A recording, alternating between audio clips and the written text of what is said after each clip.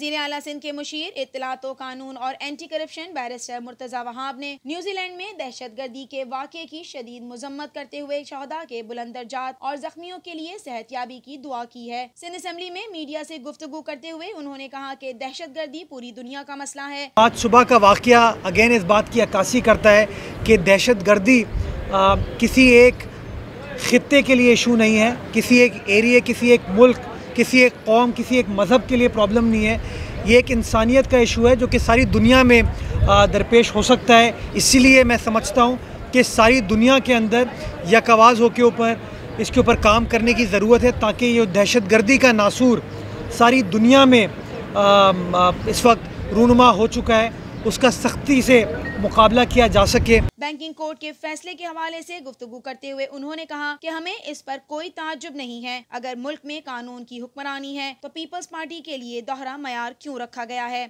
FIA ने इस पूरे केस में सिंध हुकूमत को इन्वॉल्व करने की कोशिश की है। सिंध हुकूमत की ब्यूरोक्रेसी को, सिंध हुकूमत की काबीना के अराकीन को, हमारे वज़ीर आला को शरीक करने की कोशिश की है, जो सब कराची में बैठे हैं, जो सब सूबा सिंध में बैठे हैं।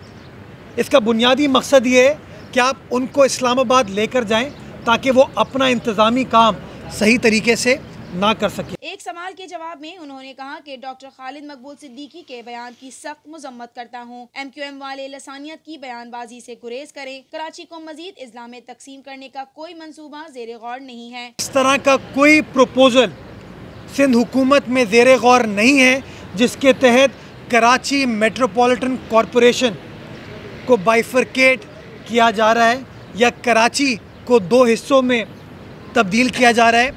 खालिद मकबूल सिद्दीकी साहब सीनियर आदमी हैं, उनको पता होना चाहिए कि कराची ऑलरेडी 6 ज़िलों के अंदर बाइफरकेट हुआ है।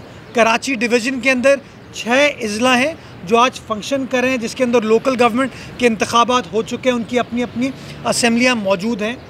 इस वक्त फ़िलहाल कोई बाइफरकेशन का प्रोसेस ज़ेरे गौर नहीं है। उन्होंने एक और सवाल के जवाब में मजीद कहा कि कल अदम तंजीमों के खिलाफ कार्रवाई का फैसला वफाक ने किया है, बिलावल ने नहीं किया। ये जो कल अदम तंजीमों के खिलाफ फैसला किया गया है, ये बिलावल साहब ने नहीं किया, ये वफाकी हुकूमत ने किया है।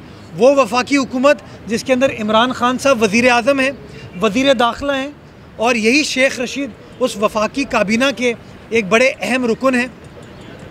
बिलावल साहब ने जो मुतालबात रखे हैं वो उस दोहरे मयार के बारे में रखे हैं। मैं समझता हूँ वो दोहरे मयार को तहरीक इंसाफ को और तहरीक इंसाफ की जो हिमायती जमातें हैं उनको तर्क करने की ज़रूरत है। ये जो इल्ज़ामात शेख रशीद साहब सस्ती शोहरत के लिए बार बार लगाते हैं, मैं समझता हूँ इनका हकीकत से कोई ताल्लुक़ नहीं है।